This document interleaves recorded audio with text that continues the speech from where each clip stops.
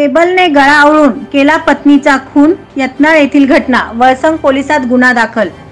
दारूच्या नशेत पत्नीला मारहाण करणाऱ्या शरण बसप्पा हिरोळे याने बुधवारी रात्री केबलने गळा आवळून पत्नी रेखा हिचा खून केला।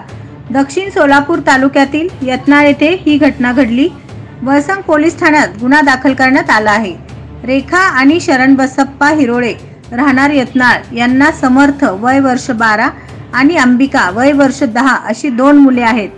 शरण बसप्पा दारू पिऊन रोज पत्नी रेखाला मारहाण करत होता। गावातील पंचांनी सांगूनही त्याच्यात फरक पडला नाही। त्यामुळे पत्नी माहेरी गेली, यापुढे दारू पिणार नाही असे सांगून त्याने पुन्हा पत्नीला बोलावून घेतले आणि बुधवारी त्यांच्यात कडाक्याचे भांडण झाले। किरकोळ कारणावरून त्याने केबलने पत्नीचा गळा आवळला, त्यात रेखाचा मृत्यू झाला।